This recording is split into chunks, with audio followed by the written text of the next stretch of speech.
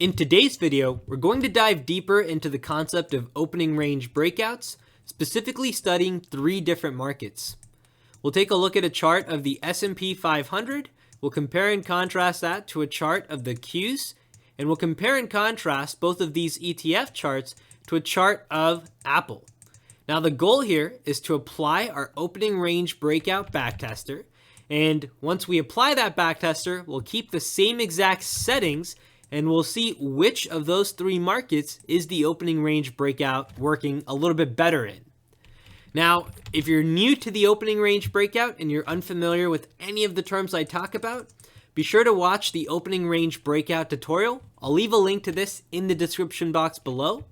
This will give you not only an overview of the strategy, but you can also download the indicator version of the tool, and that will still be helpful to follow along.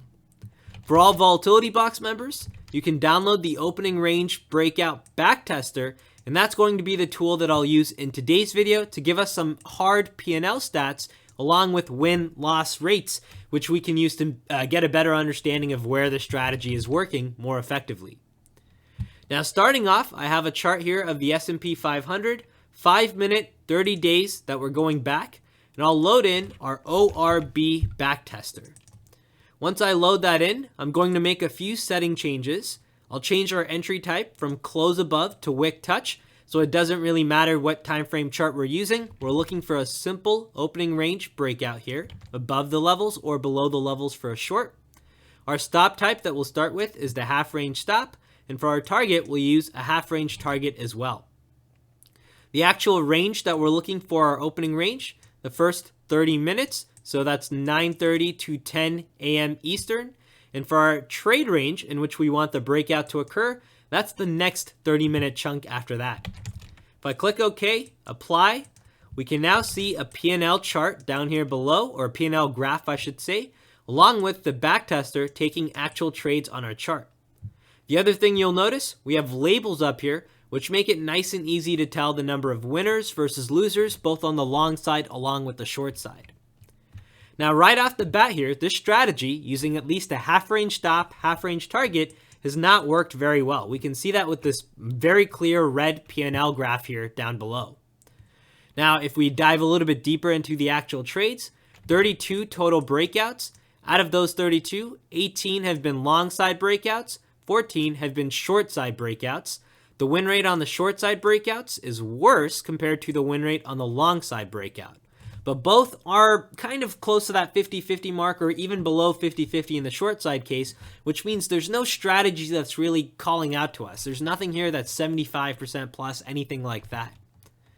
Now, if we keep these same settings, and actually before we move forward, the average range for the opening range breakout, $1.58.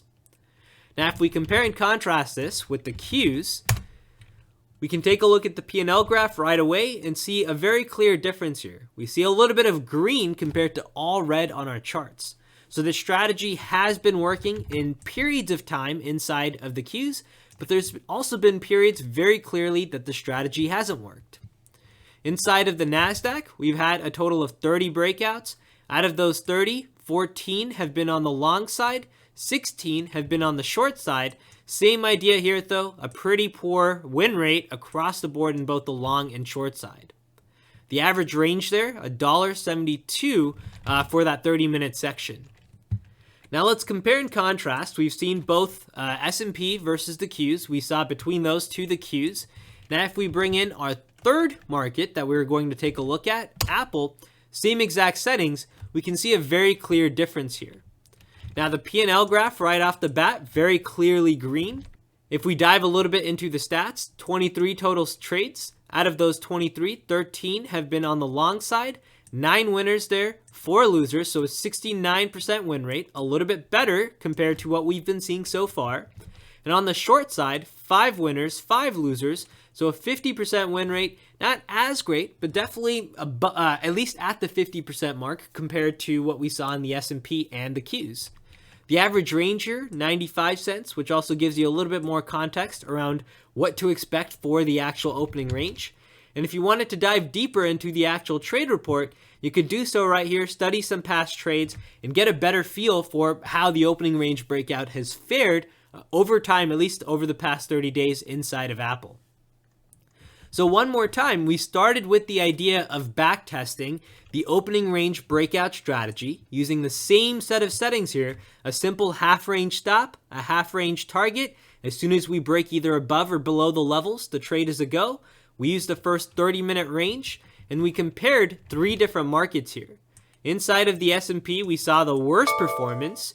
Inside of the Qs, we saw, let's call it second best performance, and really there we saw patches of green, but also patches of red. And finally, we took a look at Apple here, and Apple, out of these 3 markets, had the overall best performance for the opening range breakout. Now, we just studied 3 markets here, so you may want to study some other markets, maybe markets that you prefer trading. Maybe they aren't even large caps, maybe they're a little bit more on the smaller side. The opening range breakout backtester will at least help give you a better idea, a better feel for how the strategy has fared in whichever market you're looking at. If you want to take it one step further, you can also start to do things like adjust time frames and then change the entry type from a wick touch to a close above, which will now add in a condition of waiting for the candle to close above or below the breakout levels to trigger the long and short side entries. I hope you found this video useful. Take care, everyone. Good luck trading, and I'll see you in the next update.